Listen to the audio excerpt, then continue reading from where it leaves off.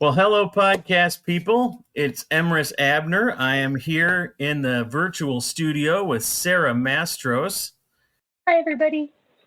So glad to have you here. I think today we would like to just jump right in and start talking about a topic that is near to both of us. And then I think we're going to kind of, we'll have a nice, robust discussion about magic.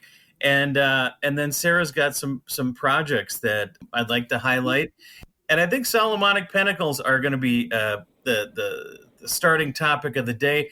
If for no other reason than Sarah's got a book out called The Sorcery of Solomon, which is an excellent tome. I've read it cover to cover several times already, and in October I'm going to have a book out called Solomonic Pentacles as well. So I think, hey, that seems like a logical place to start. I actually have another book on Pentacles coming out. I'm not quite sure when. I just turned in the manuscript today. Oh, you did? For Sabbateanism, which is a Hebrew manuscript. Yeah. It's with the publisher, doing their publisher whatnot. Yay! The thing is, I think they probably have told me when it's coming out, and I'm not sure. My guess would be like January. Oh, that's good. I've been waiting for that one to come out. I mean, not that, not as a criticism of it's taking too long, more like just. Oh no, I didn't mean it that way. I'm excited. I'm excited for that book. Oh yeah, the project got like much more. There was a lot more in there. You know, the actual like translation, like just the translation, has been out now for quite a while. But like there was so much in it that I just wanted to write a lot of like contextualization and stuff that I did not expect to be part of this project when I got into this project. So like if you think about this book, right, for people who haven't read it, there's really like, I would say 2 sections, although we say 3 in the book. But like the second half of the book, which just goes like through the Mastros Pentacles one by one and explains all of them, I wrote that part first. And then I was like, oh, golly, Sarah, this is hard. You better write an on-ramp. And then I wrote another 100 pages of like context and history and like an on-ramp for how to actually do it. And I was not expecting to have to do that again with Sephiroth because I already wrote an on-ramp into Pentacles. But there was all this new, like, exciting context stuff. And the history got more, I learned more about the history of the text as I went in a way that I at least found. Yeah, and if you're comfortable sharing some of that, I'm interested in the history of the Sefer HaOtot, which is the Book of the Signs, and so we often translate otot as signs, but it's sometimes in the Bible also translated as seals. And I think in this context, because they're pentacles, I just think seals is maybe. But I agree with you that the word otot does mean signs, like in biblical, like signs and wonders. That word is otot. But also like in like Song of Songs where it's like set me as a seal upon your heart. That's the same word. Yeah. And I just think seal like is what we normally call those things. Like that's the Hebrew word for pentacles generally. I'm less far along the path than you are in learning Hebrew, but one of the things that I am appreciating about the language is that one word can have so many different meanings, and that you can also examine it in terms of the word root, and you can examine it in terms of, the other letters that are added to it, and even, how its meaning changes with context and the words. So it's, it makes for such a rich reading experience. I mean, in some sense, I think those things are true of all languages. Like, right? Like, I know because like my introduction to witchcraft class gets translated into Italian and Spanish and Chinese. And so sometimes I do live translated events. And I don't speak Italian, but it turns out I really don't speak Chinese. Like when it's in Italian, I say something and then Julia Tirola, who's my Italian translator, she translated, and it's not like I can understand what she's saying, but I can kind of tell just from like the rhythm of the speech and like certain words that I can catch. Like I can tell where she is in what I said. And in Chinese, he has to be like, now it's your turn to talk again, Sarah. Like, I cannot, like, what? but he and I often have, I mean, it's translated now, but like my translators and I often have these conversations about like, this word can mean all, like in English, right? That these words can mean all these different things, and like, which one are you implying here? My translators hate me because I do all these like puns and rhyme. I'm told that I'm very hard to translate. Also, I use a lot of weird, like old-timey American expressions that even British people are like, what are you talking about? Oh. Which I did not know until a lot of people, like, until I had a bigger foreign audience reading my books. But no, apparently I'm particularly hard to translate. Well, idioms are hard in any language because they're so culturally specific and usually time-bound. Right. So, like, when I say take it with a grain of salt, apparently it's pretty hard to say that in Chinese. I can imagine, yeah. Well, so the Sefer HaOtot, when I was first working on the draft of my Pentacle book, I was working under the assumption, and I think a lot of people had this assumption that the seals in the Otot were direct predecessors of the Solomonic Pentacles.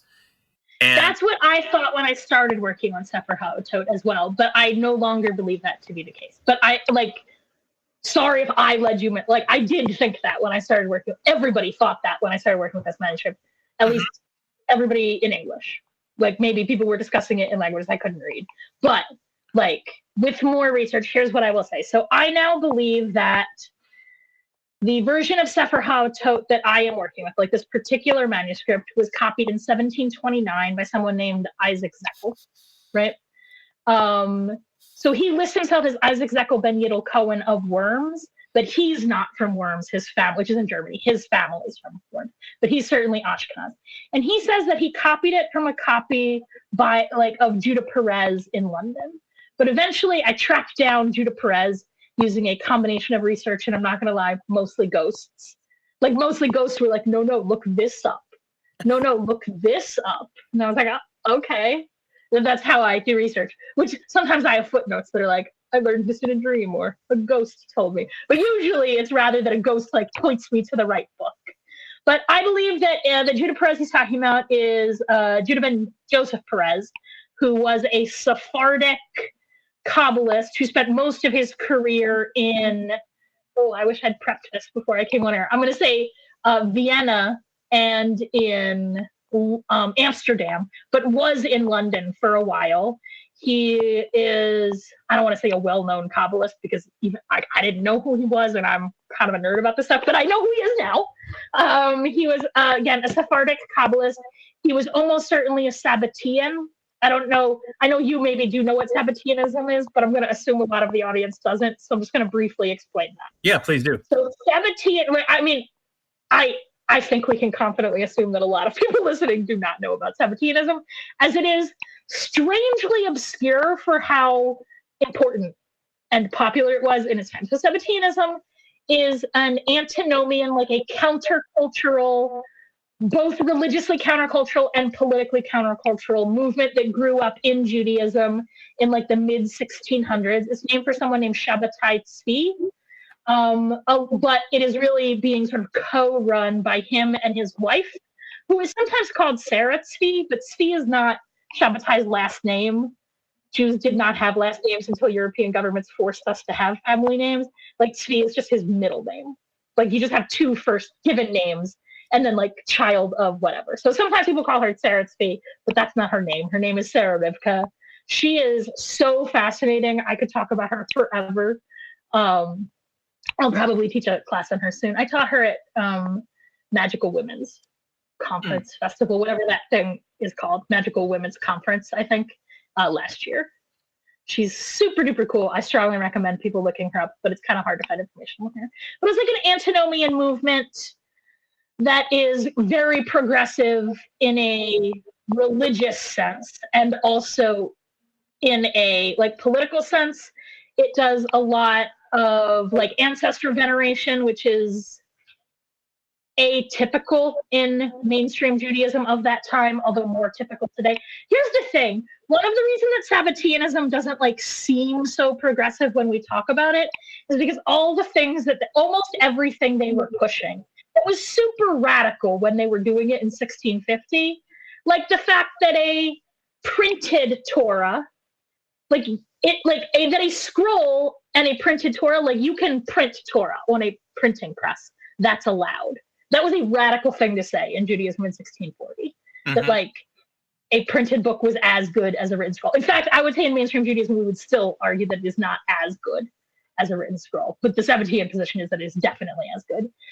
That full women's liberation is a thing that they're preaching in 1640. Prison abolition, anarcho-communalism, but also in a religious sense, like I said, ancestor veneration, antinomianism, like a more complex relationship with halakha, with Jewish religious law. Like they're really cool. And one of the reasons they don't seem as radical is because almost everything they were preaching is now considered part, like in many ways, all modern progressive Judaism like inherits from that Sabbatean movement. But at the time, it was quite controversial, but also quite popular. So to be clear, almost a third of world Jewry believed that Shabbatai Tzvi was the Messiah.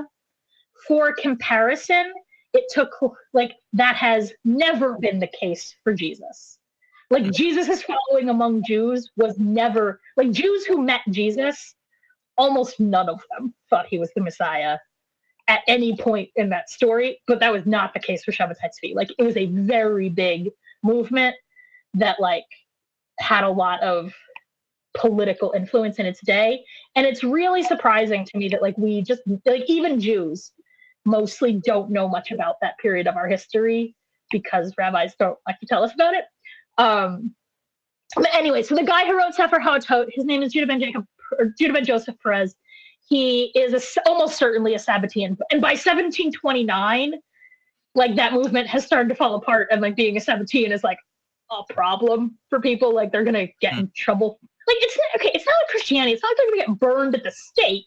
They're just maybe going to lose their job as a rabbi if it comes out that they're a Sabbatean.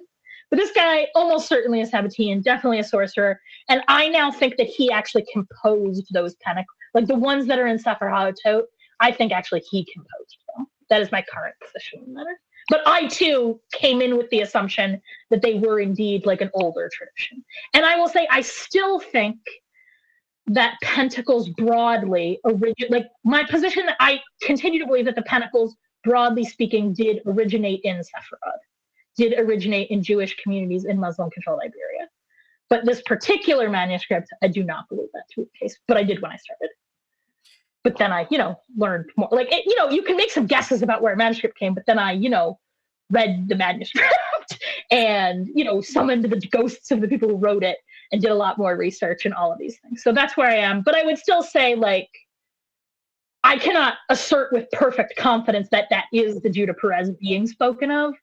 But I mean, how many Jewish magicians named Judah Perez can have been in London in 1729? Like, there's definitely a Jewish magician living in London in 1729 named Judah Perez. So I think it's probably him. Like, the person who wrote that text is for sure a magician, for sure extremely fluent in Hebrew, like in a way that like Christian manuscripts often do not appear to be. But this is it's encoded. There's all these like cool, fun puns in the encoding. This guy is brilliant.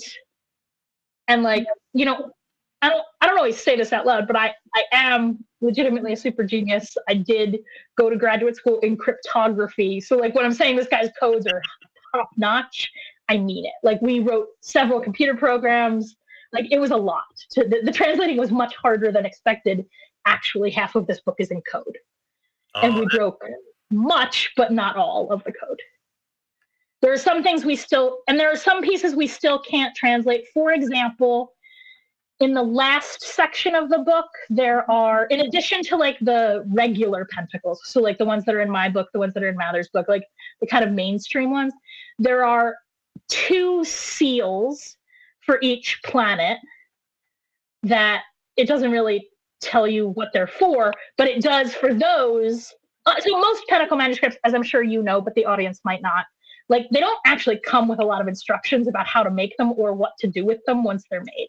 Yeah. But that final section on those planetary seals actually has pretty detailed instructions on how to make them. Like, do them at this time with this ink, with these incenses, for this reason, in this way. But the plant names, a lot of times the text will be like, there aren't Hebrew words for European plants always. Mm-hmm. Because Hebrew was like in 1729, like today Hebrew is a living language that like millions of people, that's their mother tongue. But that was not the case in 1729, right? Like, it was an entirely ritual, liturgical language, and some Jews, their everyday language was Yiddish, and some Jews, their everyday language was Arabic, and sometimes it was Ladino, so like Judeo-Spanish. Like, Judah Perez's mother tongue is Ladino, is Judeo-Spanish. And in addition to writing in Hebrew, he also writes some stuff in Spanish. But in this book, the only things that aren't, like, this book's in Hebrew, except for some of the plant names, where he just says, in the colloquial language, but he does not specify what colloquial language he is talking about. And, okay, you know how there's a lot of ways to spell Hanukkah in English? Yeah. That also happens the other direction, when you take words that are normally written in a Romance language and transliterate them into Hebrew characters. And so, like, it's hard to tell the difference. You know, Spanish and Italian and Portuguese and Ladino, these are all options for, like, these are all guesses for what that language might be, and we can't identify it as any of them. And also, Italian is not even a real language in 1729. Like, what we think of as Italian as like a standardized language didn't really exist. There were like a lot of different regional dialects of Italian that were quite different from each other. And also, this guy, Judah Perez, bless his heart, is not good at transliterating. He spells, for a while in the book, he says like this pentacle, but he has to write pentacle in Hebrew letters. And he spells it, first of all, like 15 different ways. And all of them are bad. Because he's probably not trying to say pentacle. He's probably trying to say pentacle, my guess would be Italian or Spanish, right? Maybe Portuguese. Like, he spent time in Portugal as well. Like, or his family spent time in Portugal. It was illegal for Jews to be in Portugal, 1729. But, like, he's like pentagolo, pentagolene. Like, he's bad at transliterating. And so that is making it particularly hard to identify these plants. And I'm good with plants. Like, I wrote a whole book on incense. So oftentimes I can identify them by kind of sounding them out. And that gives me like a list of possibilities, especially for like Latin names. Mm-hmm. And then I can kind of figure out which one it has to be, because I know it's like in this Jupiter incense. So first of all, it can't be poison. Like, you're going to huff it. So like, I know what you're going to do with it. Or like, I know he's making a red ink from it. So that kind of narrows down the list of plants it can be. But many of those plants, some of those plant names remain untranslated, and I think are not going to be translated by the time this book goes to the publisher, because I'm given up at this point. Like, I did my best. Some of them I can't translate.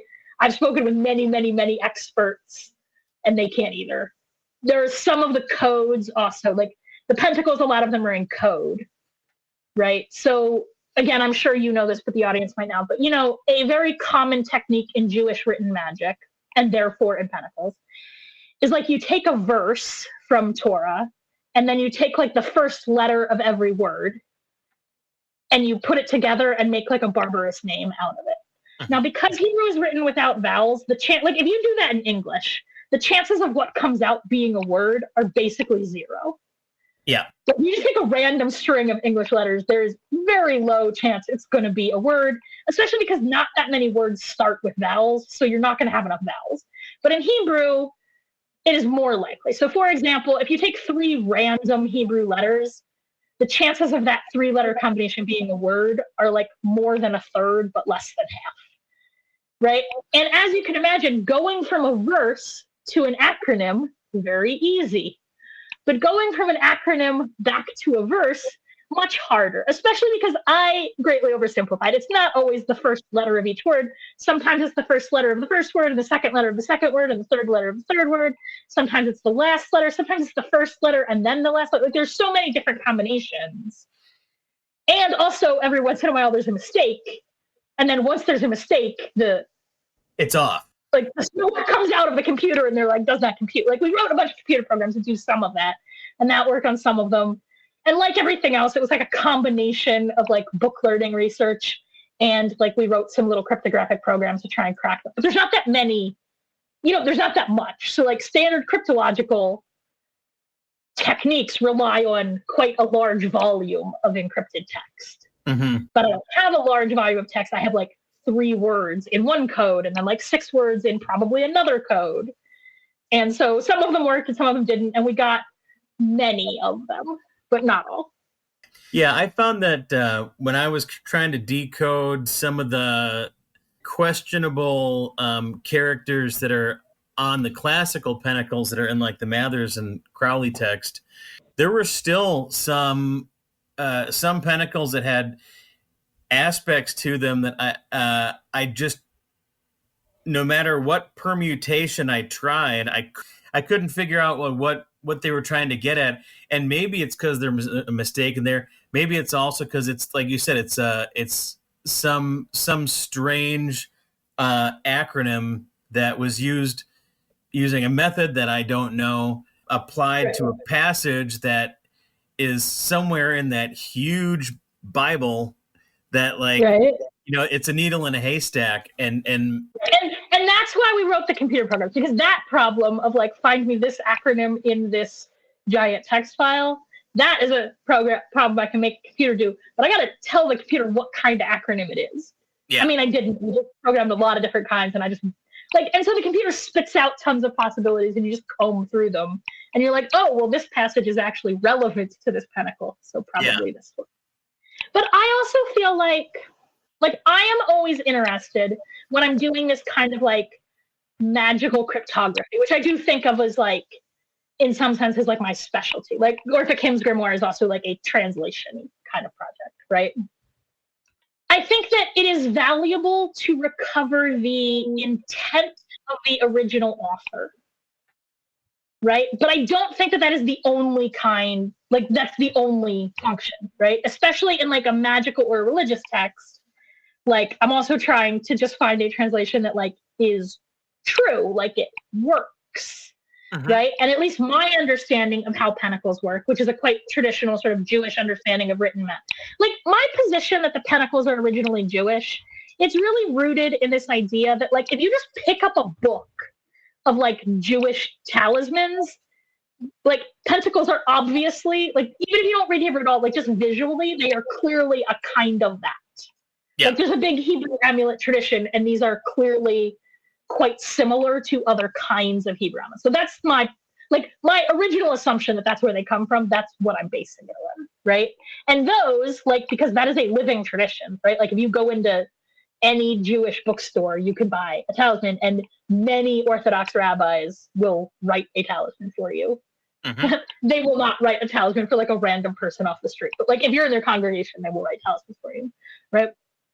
And it's really about like the essence of that kind of magic is about matching two things, right?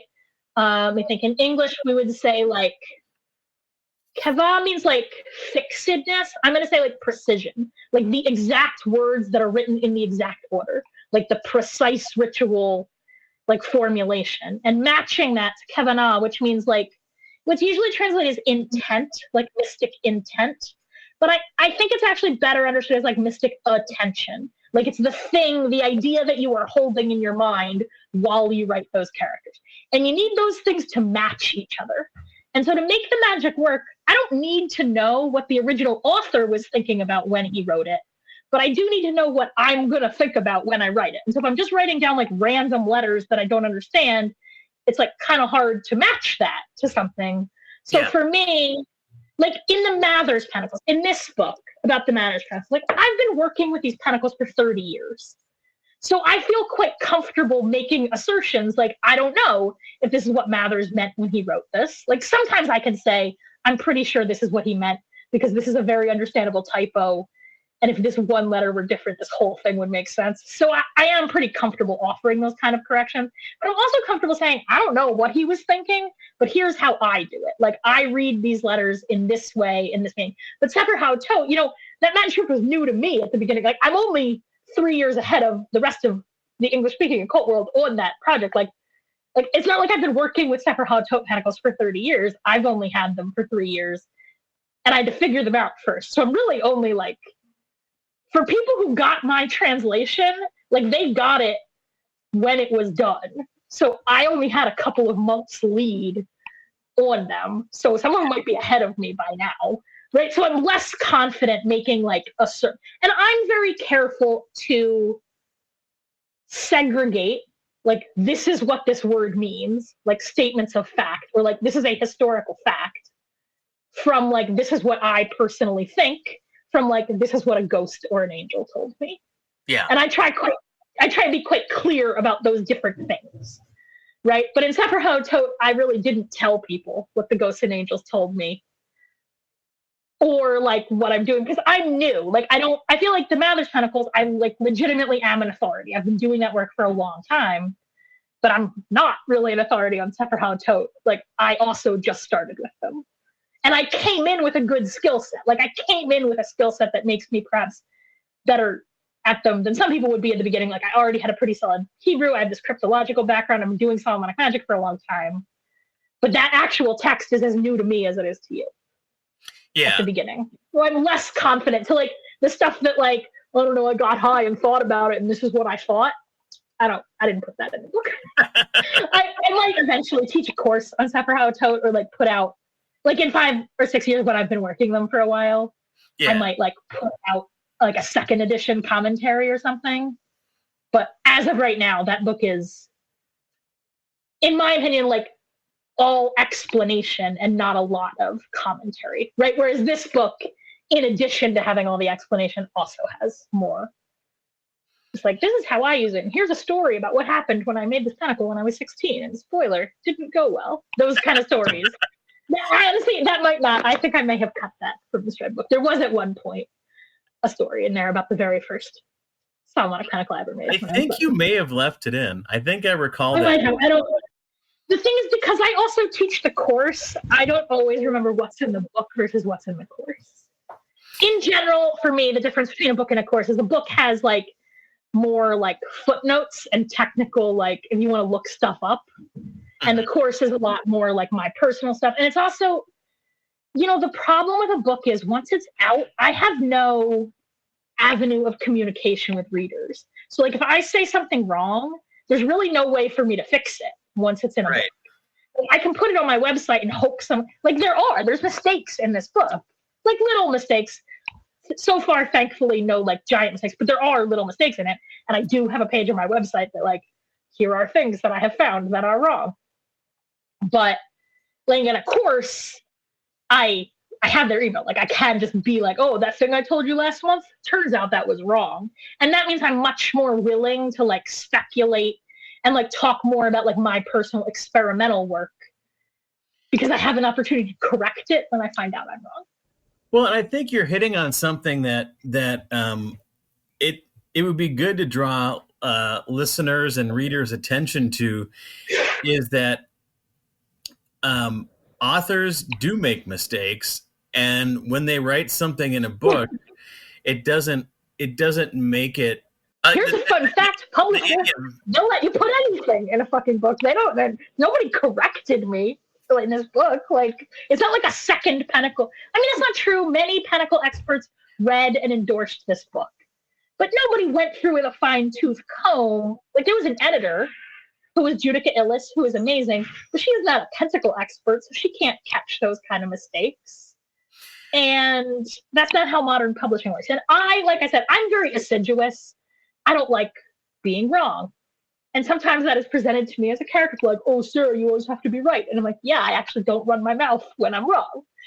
Like, I do have to be right. That's true. I try and be right. But my experience is some authors, less so. So, like, yes, please, listeners, understand, being in a book, it doesn't mean anything. They'll let me put anything in a book. Like, it's not a peer-reviewed process, which even that, I'll tell you, having been in professional academia, peer review is also a clusterfuck that, like, does not assure anything. But no, you are, in my opinion, like, if you're learning magic exclusively out of books, It's not the way you're supposed to learn it. Because that thing I said about how willing I am in a course, I'm much willing if you're just at a party in my living room. Like if you show up at a party in my living room, that's where the real magic happens. Yes, and I think we need to apply this to the grimoire authors as well. They made mistakes, and they didn't have a chance to rectify them, and they probably didn't even have the level of editing that we have now in modern publishing. Also, they didn't care, and S.L. Mathers was, like 29 when he wrote that book. Every single thing I wrote when I was 29 was terrible. Like he doesn't speak Hebrew. I objectively have decades more experience with those. Like I started with Pentacles quite young, and I'm now not quite young anymore, right? And he was still quite young. Like he couldn't have had more than 15 years experience with his Pentacles. He was not that old. Right. So he's doing his best work. You're doing your best work. I'm doing mine, but the point is that nobody is writing what you could consider a definitive text on what these are and how to use them, the end all be all. You have to follow it this way or things are going to backfire. And I think that's how a lot of people are reading, especially grimoire texts, is they're reading them as if they're which is wild.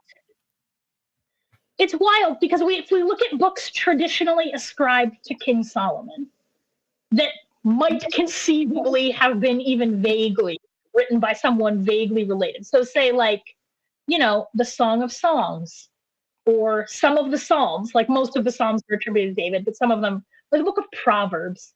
Or in my opinion, the one most relevant for magicians is Kohelet, which in English, I guess is called Ecclesiastes. Yeah. Right? And Solomon would definitely not be a grimoire, bro.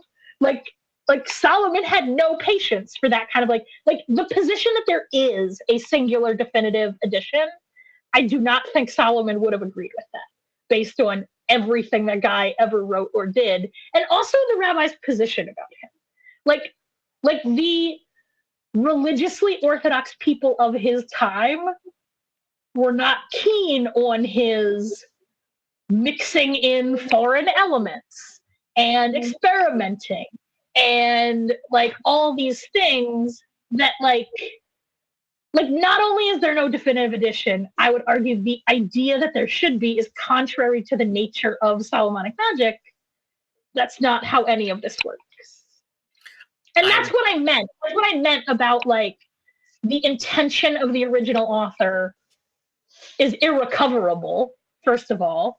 And even if it wasn't, I don't necessarily think it's the most valuable key to unlocking a grimoire. Right. The key to unlocking a grimoire is working with it yourself and figuring out through. I argue there are many keys to grimoires, of which that is one. Yes, 100%. But I think reading it, trying to look at it as some sort of a unalterable religious text that must be adhered to doesn't make a whole lot of sense. The thing is, even Torah, which is in Judaism an unalterable religious text, no one, even the most whack job, black hat fundamentalist, none of them would say that the only meaning a text conveys is the plain text meaning. Everyone is in agreement that there are also metaphoric understandings and symbolic understanding and coded understandings, and also the understanding that the text whispers directly to your heart when you read it. What I'm saying is, even an unalterable religious text, it is a mistake to approach. I'm going to say mistake at least from a Jewish context. For a Hebrew text, it is unquestionably a mistake to approach even an unalterable religious text like Torah as a fundamentalist. That I know that many Christians come up with this idea that Judaism is a fundamentalist Torah cult, but Jews are explicitly told to not read the text that way. Right. There used to be a whole section in this red book about Pardes exegesis, about the methods that you learn, but they got cut. It's not in the book anymore. It's on my website. But that would have been helpful. Here's the thing. When I turned this manuscript, many publishers, like I'm not complaining about Wiser in particular, there's a fact about publishing. Like many publishers, they decide how many pages the book has to be before the book is written. Why do they do that? I don't know, because they're not going to send it to the printer for a year and a half after they make that decision. So I don't know why they do that, but they do. And so I turned in a manuscript and they were like, oh, this is really good, but it's like 30,000 words too long. And I'm like, what parts do you want me to cut? And they're like, nothing. It's all really good. I'm like, well, what? So I mean, I did go through and like word by word pull words out, but that was insufficient. And so I cut like basically several like what I would consider like appendices, like things that are useful but not strictly necessary. I just pulled them, some of which I put in Sefer HaTov, but many of which are just on my website. So that Part A essay is just on my website somewhere. Well, and that, you know, that understanding of interpreting, because like I said, the Torah is an unalterable text, but its interpretations are many and varied. And in doing the Torah studies that I've been doing recently, I've really come to appreciate the vast latitude that is open for interpretation of these texts within the context of religious Judaism, and the fact that, you know, we're reading a passage from a psalm, and maybe, you know, Rashi's commentary says it means this, but then you've got like a more modern interpretation like Art Scroll that says it's going to be, it's actually more like this, and they're totally in conflict. And several times people in the group would say, well, Rabbi, what way should we be interpreting this text? And she'd just go, yes, both are good. Yeah, like I would even argue they're not in like, to me, and I think like I say a lot of whack job shit. Like I'm a straight up devil worshiper, so I don't want to present myself as a rabbi. Like, let's be clear, guys. Sometimes people ask me rabbinic questions, I'm like, I can't answer that. I'm literally a devil worshiper. Like, what are you talking about? Which I do not find incompatible with Judaism in any way, and neither does like my rabbi, or even the most Orthodox rabbis who are of the opinion that I am Jewing wrong. They've never suggested I'm like not Jewish. Like they agree, they just don't appreciate the way I'm doing it. Yeah, but that's okay. I think they're doing it wrong too, actually. But like even they like it.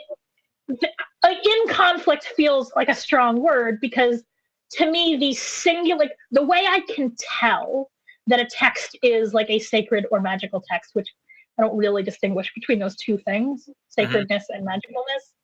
Like sometimes I do, but like, is that it can simultaneously convey multiple meanings. Like that's its function. So I wouldn't even say that those interpretations are in conflict. Like the book means more than one thing, and that's okay. Well, I mean, it may even be the point of it. And that's what I'm saying. Like, I understand that to be like, if a text can't do that, I'm like, oh, a human being wrote that. Or these days, like, oh, a robot wrote that.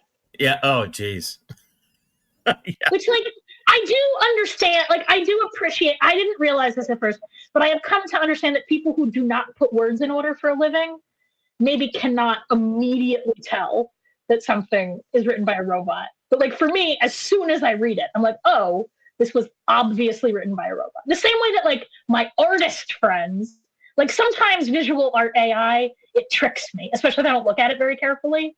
But my artist friends are never tricked. They look at it and they're like, what are you talking about, Sarah? This is obviously made by a robot. And that's how I feel about like ChatGPT written things. Like I'm like, oh, this is clearly written by a robot. Same thing 100%. With music. I listen to music that's made by AI, and I'm like, you know, it's technically correct, but it's got no soul. Yeah, but I will say, like, I can't speak for you in music, but for me with like writing, I struggle to explain what it like. I can't quite yet, but I've been working on it. Like, I don't know that I can yet teach somebody who's not a writer like what it is that I'm looking for. I will offer this tip. Like, read it out loud. Like, if you're not sure if something was written by a robot or not, read it out loud. And that makes it much easier. Like, it's not 100%, but it does many things that, like, you wouldn't maybe notice Like if you're not into words, you might not notice that that's like not how sentences work when humans write them. If you read it out loud, you will find that like you don't know where to put the emphasis in the sentence because that's not how sentences work. Yeah. That being said, that is also sometimes true with things written by people who are just bad at it. It is sometimes hard to tell the difference between a robot and a very bad writer. Or a rushed first draft, or I mean, I've written several doozy sentences, I'm sure. I mean, me too. Sometimes I'm reading my own work, and if people follow me on Facebook, you'll see sometimes I'm like, Sarah, that is not how a sentence works. But at the same time, it's like a different kind of a mistake than a robot made. Yeah. Like there's something about, again, I'm sure in a year or two I'll be able to figure out, probably they'll be better at it by then. Like I think the robots do think smarter than I do, so I don't know if I'm going to catch up, but I can tell the difference, but it's hard to teach other people how to spot the difference, especially like non-native speakers of English or people who just don't write much. Like it's a sophisticated knowledge of words, I think. Just like I am confident that I cannot tell the difference between human music and AI music. I know because I'll tell you, I can't tell the difference. Like, I am not a sophisticated appreciator of music. And my musician friends, it's not that I don't agree with their assessment of what is good music and bad music. I don't understand what characteristics of the music they're making those decisions on. And I know that about myself. So I'm sure I can't tell the difference because I don't know, most pop music seems like it was written by a robot to me. I don't know how they can tell. Yeah, but I'm sure you can. I'm just not. I have the basically exact same musical taste as my best friend's 10-year-old, who is musically sophisticated. Like she is a musician. She's just 10. But she and I have basically the same taste in music. Yeah, and I would be the first to tell you that like having a better working knowledge of music may not actually enhance your appreciation of it. For instance, so like, you know, I went to school and got my bachelor's degree in music composition, and my focus was on opera. For whatever reason in college I was just really into it. And I like opera. Yeah, and like I know other people are like, "Oh, opera," but I love opera. It's dramatic. It's got, you know, it's fun. It's got a lot going for it. I agree. But after taking a bunch of these orchestration classes and stuff like that, I found it really difficult to go to an opera or even just like a regular classical music concert and just sit and enjoy it, because I'm sitting there going, that third cello in the second row has really poor bowing. Or I get that because I've become such a book snob. Like now when I read books, half of them like, this is not how fucking adverbs work. And I don't want to be that person. I wish I was enjoying this thing. It's like every time a chef eats at my house, I watch their face critique my grilled cheese. Yeah, my brother's a chef, and I when I cook for him, sometimes I get that, are you sure you want to do it that way? Yes, I'm sure. Just eat it. It's fine. I mean, I'm a reasonably good cook, so it's not like they don't complain about it exactly, but I can watch them. Like, I'm savvy. I can understand what is happening. When they're kind of silently saying, well, that's not the way it's done, or that's not the way I would do it. And I think that can happen in magic too. Like people get so comfortable with what they know, and then they start, you know, telling other people, well, this is the right way, that's the wrong way. And I think it functionally ends up kind of killing the spirit of the person being critiqued, because they're trying to have a joyful experience where they're exploring and they're being, you know, creative with the material, and they're you know, they're trying to use it in a way that makes sense to them. And then somebody comes along and says, no, that's wrong. You can't, like, I know pentacles and I'm going to tell you that that's not how that pentacle is used. My personal ethos would be to say, like, you know, like who, first of all, who are you to say that? And second of all, what's using it wrong? Like, if something if you're using a pentacle for a purpose for which it's not designed, it's not going to blow up in your face. It's just not going to maybe do what you want it to do. I've definitely had magic blow up in my face. Like, it definitely can go wrong. But like, look, I am generally disinclined to tell people they're magicking wrong unless they paid me to teach them magic, in which case I will definitely offer feedback and quite a lot of it. Well, that's but I mean, like I'm happy to. Yeah, that's what I'm saying, and but I'm not. Even still, like in terms of correcting people, like no, that is wrong. Like only when they're just wrong. I mean, sometimes people say stuff that is just objectively, factually incorrect. Yes. And then I usually step in, but I think I do it in a pretty polite way. I taught testy teenagers for a long time, so I can. For me, here's the thing. For me, for a beginner, I really want to like nourish their creativity. But as people get more advanced, I feel like I'm a little bit more critical about their technique. In the same way that, like, if you teach music, like I'm a musical simpleton, so hopefully you're not going to correct my music all the time. You're just going to be like, good job singing. Try this. Take joy. But if somebody is like an advanced musician, you're going to be like that celloist. If they came to you, you'd be like, no, you're doing it wrong. No, do it again. Do it again. Like, and fix it, because that's how people improve. Yeah. And so so it depends. When I used to teach math, I once heard I want to be clear, these were two very good honors students. And they were in the hallway outside my classroom. I don't think they knew I could hear them. And they were having a conversation about like, which is a worse evaluation from Miss Mastros? WTF sad face or no exclamation point? And the answer, by the way, is WTF sad face is worse because the no, I at least understood what you did and it was wrong. But what WTF means, I don't even understand what happened. I did sometimes as a teacher want to give negative points. Like, this is worse than if he wrote down nothing. Like if he wrote down nothing, I could have imagined he understood some of it, but you clearly did not. but I'm saying, like, but the thing is, they both assured each other that, like, that's not how I grade beginner papers. That's not how I grade, like, non-honors math. You know what I mean? Like, I'm very cognizant that in teaching, like, in the beginning, I'm telling people to, like, do the exercises that feel easiest and, like, the most appealing.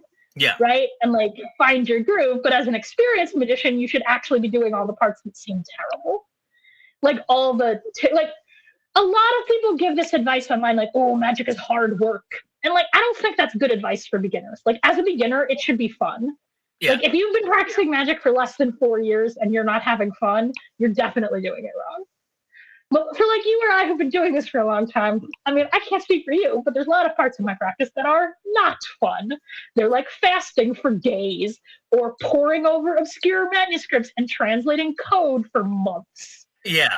And that's fun for like a week. And then I do it for another 6 months that are not fun. They're hard work. So I think for like experienced people, hard work, but for beginners, just play and exploration. And you get to choose that for yourself, though. I mean, you get to a point where you say, I want more out of this. In order to get more out of this, I have to put a little bit more of myself into it. And so, yeah, that's when discipline kicks. And it's really no different from music. So, like, when I teach a guitar student, they say, what song should I pick, to learn first? And I'm like, just pick a song off the radio that you like.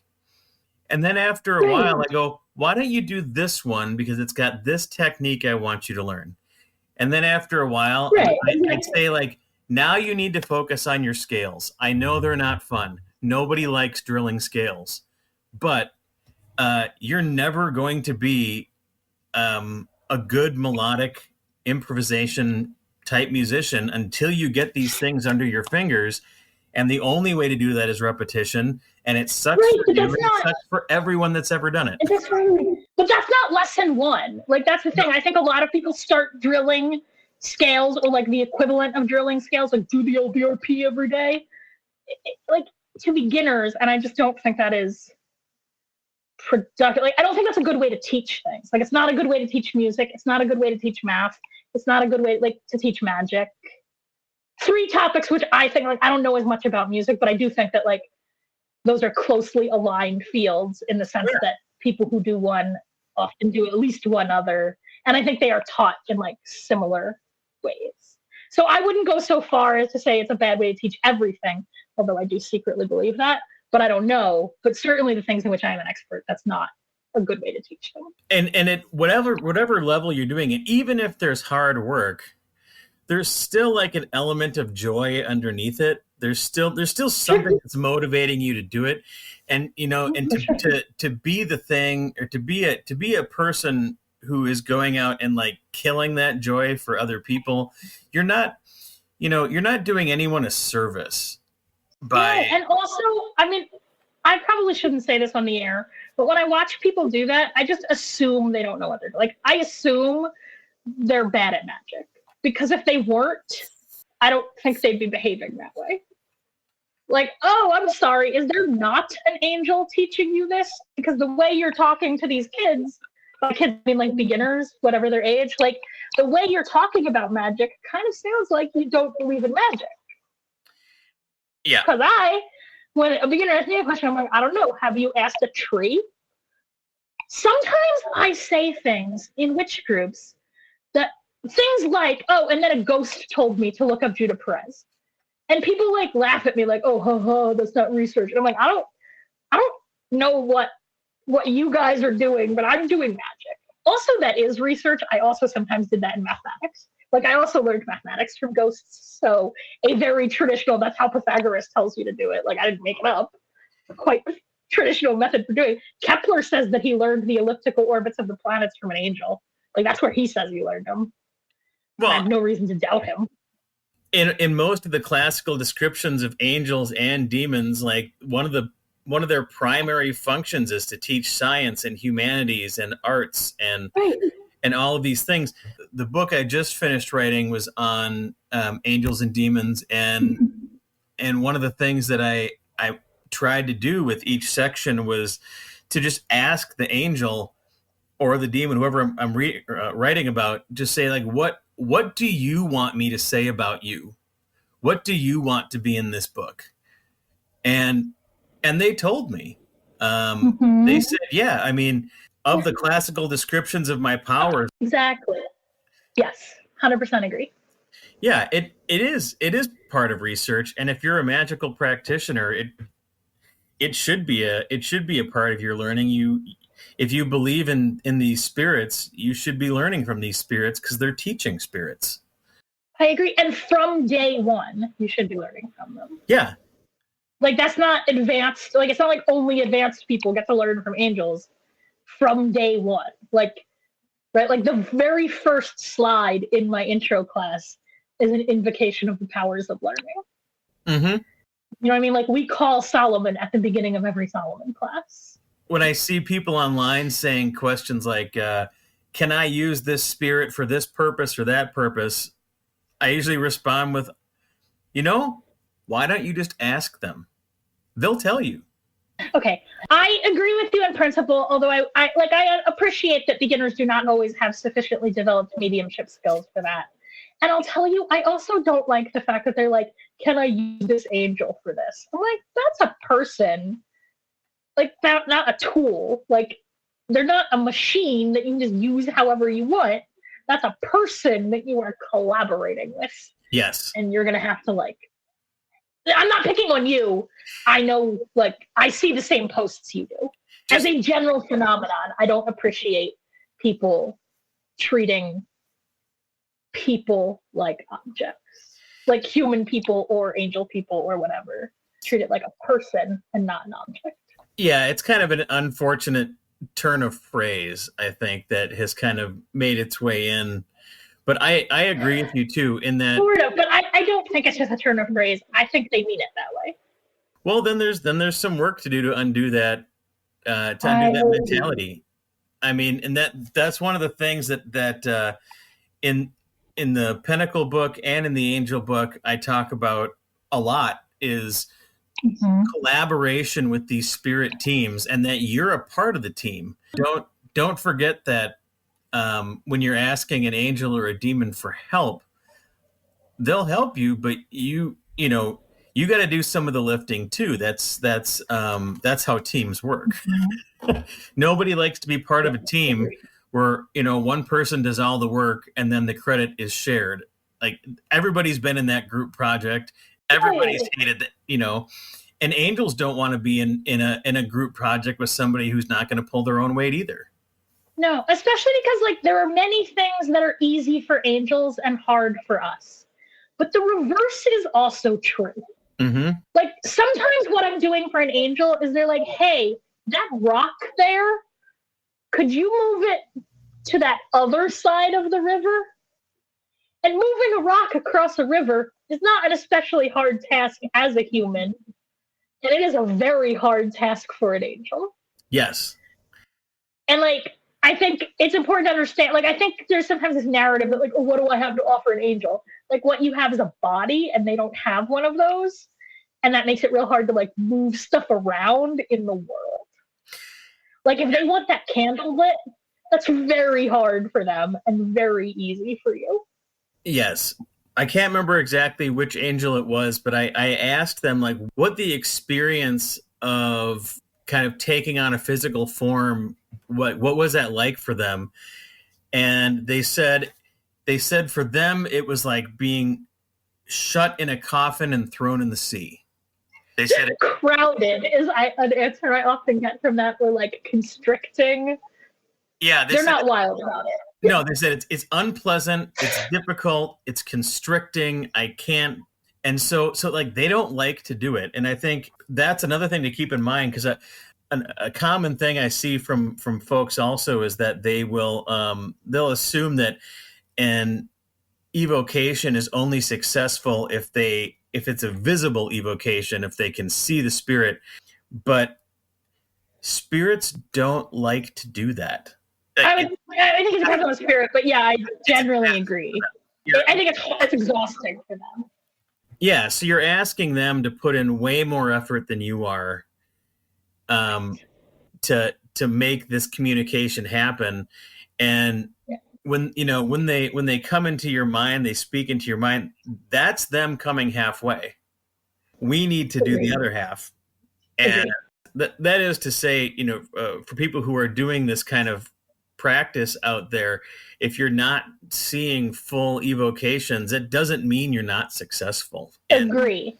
Can I give some pro tips about evocation? Because there's a lot of in between, right? So you need to give them something to manifest in. If they're going to build a physical body, it has to be built out of something. Right. And so a lot of times, I think people, I'm a big fan of incense. I wrote a whole book about incense. I'm into it. And a lot of people are like, oh, if you don't want to use incense, you can just use an essential oil. And I'm like, no, the incense is not there just for the smell. That cloud of smoke moving around, it is a medium for them to manifest into. And if you're not going to give them that, you have to give them something else to manifest into. Right? A bowl with oil in it that's moving around that they can manipulate, or a sound, a rain noise that they can manifest into. But it has to be something that's complicated and easy for them to move around. And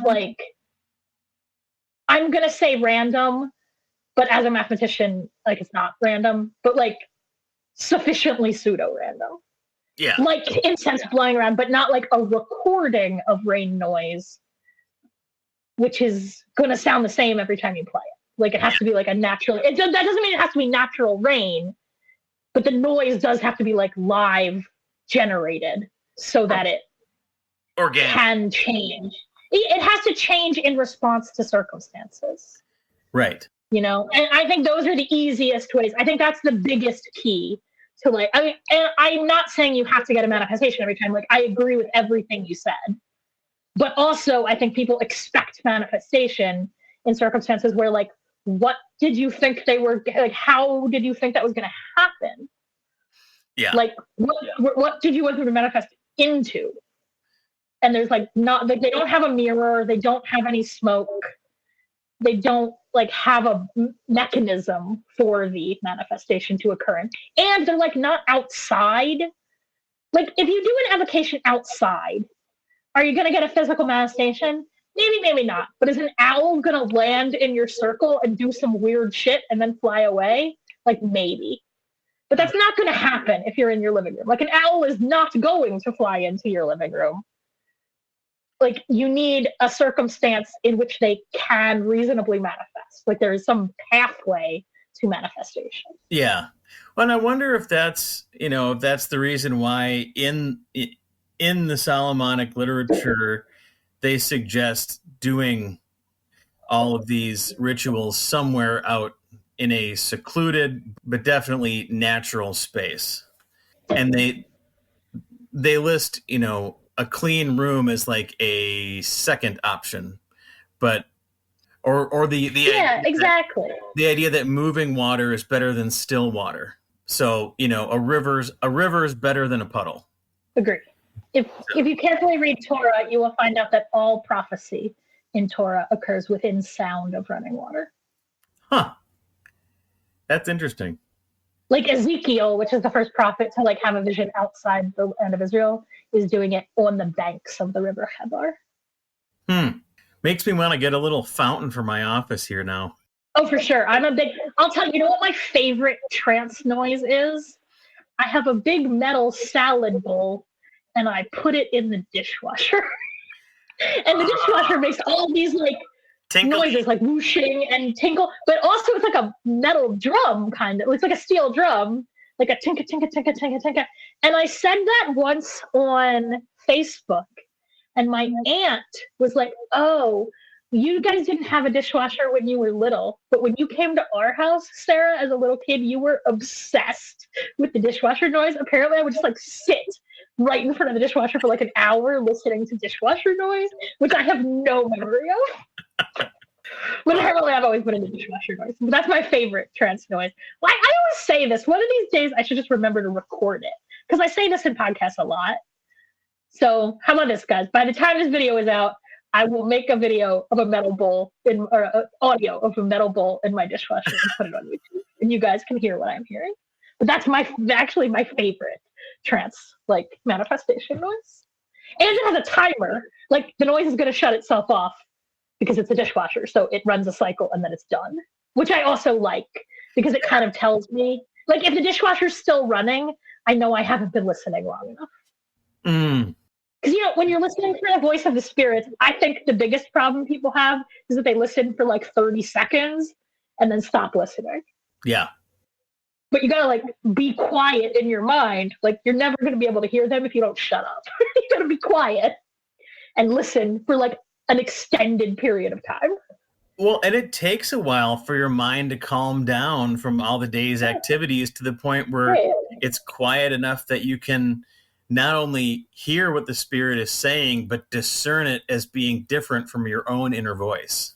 Agree. And it's just practice. And like, I'm very glad, like Jason Miller is who convinced me to have a regular meditation practice. And I'm really glad I did because I got benefits from it, like as a magician. But I'll also tell you, like when my parents were killed in a car accident when I was like in my early 30s.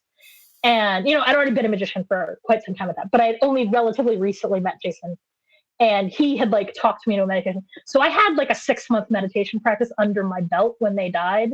And I'm so glad. Like for me, the benefits I get from meditation, they're like nice in magic, but in my actual life, my ability to like calm myself down, I'm very glad that I started that practice before I needed it. Yes. Like I'm glad I wish I'd also already had an ancestor practice, but I didn't. But I wish I'd had an ancestor practice before my parents died instead of doing it after. Yeah, I don't have any kind of ancestor practice. I don't even know where to begin with that. Well, I teach a whole class called Working with the Dead that I would be happy to put you in for free. Oh, well, I'll take it. That'd be great. Yeah. But for other people listening, I'll tell you, Working with the Dead right now is just written correspondence lessons, like they're just written. But I'm going to convert it to videos probably as soon as I get back from England. So probably it's going to launch like early September, like back to school time. But at which point it's going to become twice as expensive. But if you buy it now, when it's still cheap because it's just written, you will also get the videos. Maybe you could clue us in on some of the other developments that are coming out of your world. Oh, sure. Okay. So just to let everybody know, when we are recording this, it is Wednesday, June 25th. So when I talk about things in the future, like that's what it is when we're talking. So right now, there's a lot of things going on. I just turned, like I said, Sefer HaOtot. I don't yet have a release date, but I imagine I will have, by the time this video comes out, I probably will have one, and I'll let you guys know. Introduction to Witchcraft, 13 Lessons in the Practice of Magic, comes out like the week before Halloween. So you'll like hear me talk about that more. There is also a companion course, like it is a textbook for the course, but also a standalone book. Let me think about what's coming up earlier. I'm trying to like go backwards because I have an exciting thing I want to do last. I'm going to be live at Watkins Books in London on July 19th, which is a Friday. I'm going to technically be talking about the incense book, but I'll be like, I'm going to be there live. You can ask me anything you want.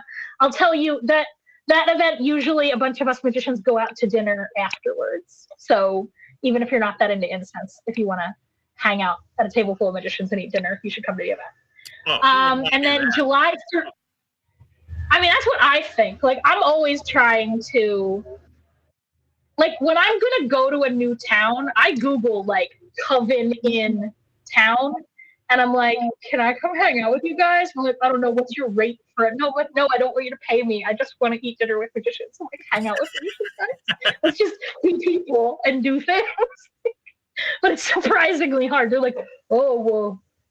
We were talking about this before we started recording, but I do think that there is like a problem in our culture where people are afraid of talking to strangers in a way that like historically only little kids were afraid of talking to strangers. Like you can just talk to a stranger. But I also understand that as an extrovert, it's true. I now take a penalty for talking to a stranger, and I'm an adorable white lady. So, like, I'm sure that for men talking to strangers or for people of color talking to strangers, or even for, like, women that are just less adorable than me, like, I'm very non-threatening. I'm 5 feet tall. I have these adorable dimples. Like, maybe people should be afraid of me, but I'm pretty adorable. So, like, and even I get pushback. Like, if I start talking to somebody on the train, people look at me like, how dare you talk to a stranger? And I do not think that is a healthy place for our society to be going. So no. Come talk to me in London or anywhere else I am live. I'm a human being and I will happily talk to you. I would say that when traveling, some of my most memorable experiences have started out by walking up to some random person and just having a conversation. and you're right. It doesn't feel like that's a safe thing to do anymore. Which is too bad. You know, the thing is it not safe? The thing is, I think it is safe. Is somebody going to look at you mean? Like, yes, there is some social pushback. And again, I do understand that it is harder for men. But unsafe, I feel like, is part of the problem. Like, I've had people look at me like I was a weirdo for doing it, but I've never felt like they didn't assault me. It wasn't unsafe. It was just, weird. And what is the point of being a magician? Like, I actually have no trouble with people looking at me like I'm a weirdo because I'm a weirdo. Like, fact. I'm a weirdo. That's true. I'm professionally weird, actually. That's my whole shtick, actually. Okay, but the thing I really want to talk to people about is July 13th, right? Which I think will have already happened by the time this video goes live, right? So a lot of people know me from like my work as an author and an educator, but I also am the managing partner at a company called The Fool's Dog. We make digital tarot apps. If you guys go to foolsdog.com and download the free sampler app, you can look at it. And by the time you are looking at it, you're going to be looking at our brand new, for iOS. It's available for Android and iOS. Sadly, the new thing is only for iOS now. It'll be out for Android eventually at some point in the future. And so we make digital tarot decks. And I think a lot of people like have a weird impression. It's not a weird impression. I understand why they have that. They're like a digital tarot deck, like, oh, that's not real. And it's because like I am not shitting on other people's apps, but many tarot apps, they're not tarot. They're a Magic 8-Ball. They're like a fun game. And that's fine. You know what? Tarot cards started off as being for game playing. Like there's nothing wrong with treating tarot like a game. I also play games with tarot. Mm-hmm. But as far as I know, not a single other app on the market like replicates the traditional experience of using tarot either for reading with yourself or for reading with someone else, right? And that's what we do, right? So we carry about 100 decks, including like many traditional decks. We have a Rider-Waite deck. We have actually 2 different Mercedes decks. We have a couple of different Thoth clones, although we do not actually carry the original Thoth deck because the OTO declines to license it. There is no electronic version of that deck. I don't know why. I think it's because they make their business decisions in like 1840. Like, anyway, if anybody high up at the OTO is listening to this, I would love to publish your deck and give you money for that, right? So we're a publisher, right? So a lot of tarot apps, if you open them, the deck they use is honestly, first of all, ugly as fuck. Like, I don't know why they did it. And also, like, clearly designed by somebody who, like, maybe doesn't know how tarot works. Yeah. And I don't know why. I mean, first of all, there are, like, the Rider-Waite deck is now in the public domain, which just happened. It's been in the public domain for about 2 years now. So I don't know why they're not using that and they're using those ugly decks instead. But they're not designed to read tarot with. And you can't do the sort of things sophisticated things you can do in tarot, right? Like they just like push a button and it gives you 3 cards like a Magic 8-Ball, which is fun. Like that's a fun game, but we're not doing that. So we are launching a brand new all-in-one reader. So for free, you will get our reader app, which comes with our sampler deck, which is composed of about 6 cards from each of the 100 decks we carry.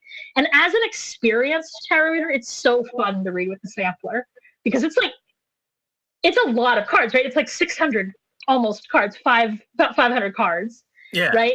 But you'll never get like 2, say, sun cards in the same reading, right? Like you'll get a sun, but the sun you get in this reading might be a different sun card than you get in some other reading. And like the different styles add this whole other element to a divination where you divine not just on which card it is, but like on the different decks as well. Because I think experienced tarot readers all know that decks have their own personality. So that will be 100% free. And then you can buy individual apps, individual decks in the app, right?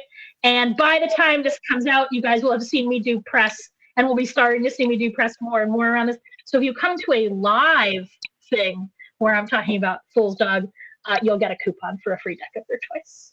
That's cool. Yeah, that sounds great because I'm very happy. Like, I'm very proud of the work we do at Fool's Dog. Like, first of all, we pay starving artists, which, despite the popular trope, it's actually quite hard to make art when you're starving. So, like, is a way for people to get paid for art, and I'm proud. Like, we pay the highest royalty in the business. We pay a 50% royalty. Wow. Which, like, I'm sure you know. Like, I'll tell you guys, I make between 10 and 15% royalty on books. Yeah. Like and I think that's standard. Like, I don't think anybody's making more than that really in our field.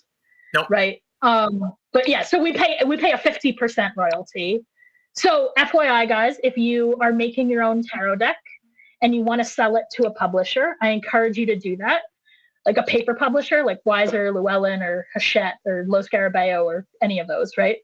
But in your contract, you keep your digital rights. Because I'll tell you guys, every digital Llewellyn deck, we made it at the Fool's Dog. They just bought your rights and sold them to us. We pay them 50%, and they're going to pay you 10%. So you could just sell them directly to us, and you will make a lot more. And they don't care because they're not in the digital publishing business. Like, they don't really want to be in that business. That's why they give that business to us.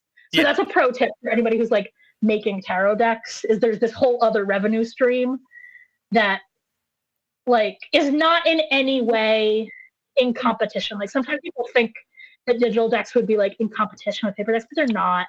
Because I'll tell you, the experience is different.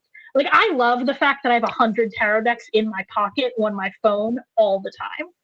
Because when I'm just like sitting in the doctor's lobby or whatever, I can like do a little tarot reading, but also it has all these features so I can like show me the King of Pentacles in all my different decks. And so I can like compare, contrast, and learn the cards. And I also have not just the tiny little white book that ships with the deck, but like the big book for most of them, whatever the artist gives us. But we try and encourage them to like do the big deck, the big book, because it's digital, so there's no like space constraint really. Yeah. Right.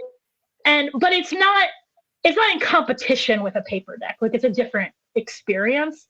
And I don't know about you. Like, I'm not complaining. I understand I understand that printing is expensive. I understand that full color, like glossy tarot cards, it is expensive to produce such a deck. Yeah. But when I buy a tarot deck for like sometimes they're like 40 or 50 bucks now, sometimes more for indie decks. And because you don't really know if you're going to like it until you play with it for a while. So when I buy a $50 deck and then I don't like it, I'm mad about it. Yeah. But a $4 app, every tarot deck is fun for a week. Like, even the bad ones are fun to play with for a week or two. And for $4, I feel like very sated. You know what I mean? Like, as great, I had fun. I definitely got $4 worth of fun out of it. And then if I really like it, I often also buy a paper deck. I actually, I went through the process of trying to print my own.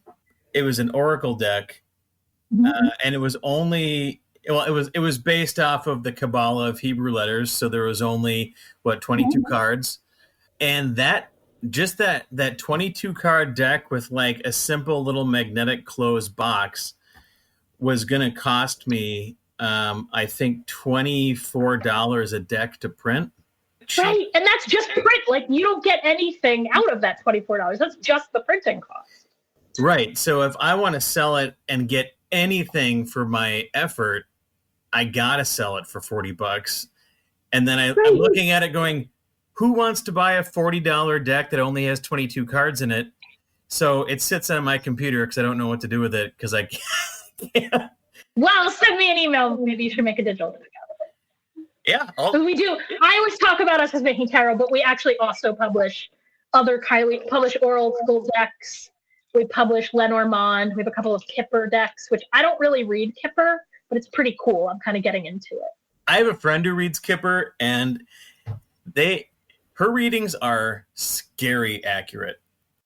It's really cool. I'm just new to it. Like, I never read Kipper until I owned a company that published Kipper decks. But I sort of feel like if I'm going to own it, like, I use all of our decks. So I'm getting used, I know all of them sort of.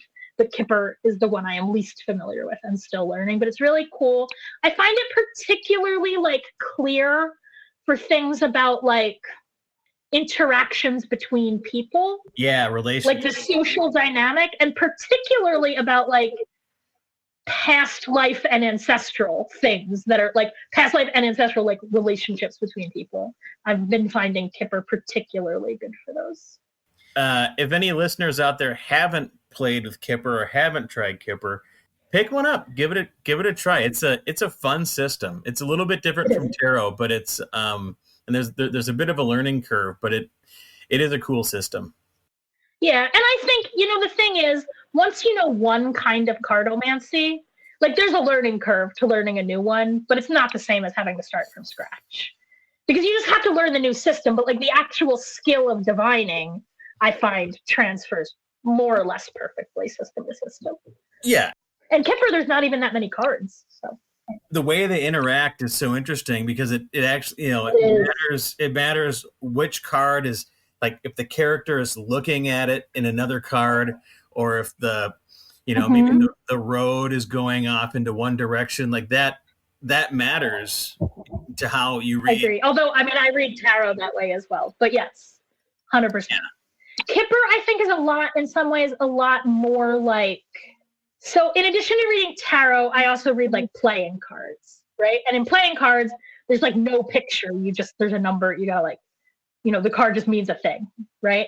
Yeah. And Kipper, in some sense, I feel like is like tarot, like without that playing card element, where it's very like interpretive and symbolic, and it is really like rooted in the picture. And like you said, like the characters, who's looking at who and who's like moving things across cards. Like tarot, I would also argue is better for beginning tarot. I think the biggest difference between beginner tarot readers and like more intermediate tarot readers is that beginner tarot readers tend to read like each individual card and then just kind of string those together into a meaning. And I think as you develop more fluency in tarot, you start to like, as we would say in chess, like see the whole board and read like the whole tableau. I'm moving my hands around a lot and I realize we're audio only and that's not helpful at all. Like this would make a lot more sense if you guys could see my hands. But when I think as a more advanced tarot reader, you like can look at all the cards at once. And like you were saying, things like who's looking at who, what symbols are like moving from one card to another. If the road from this one leads like into this other card and all those things. And I think Kipper really relies on that in particular. Like it's very strong in that way. Yeah, so some people might find it if you're more of an intuitive type reader, it might be a good option for you. Yeah, I really like it.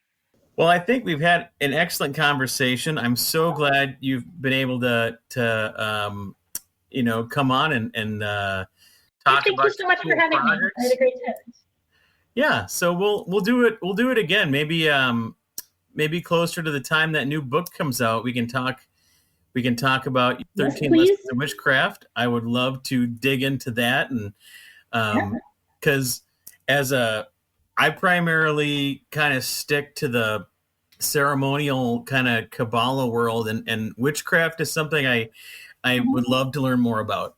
I find it's sort of like what we were saying about cards, right? That once you learn one style of cards, learning other styles is much easier. I think it's the same thing more broadly with magic. That like once you're good at one kind of magic, I'm not saying you can instantly slide into another one. There's a learning curve. You got to learn the new vocabulary, like the new system. But like a lot of the actual fundamental skills really translate across systems.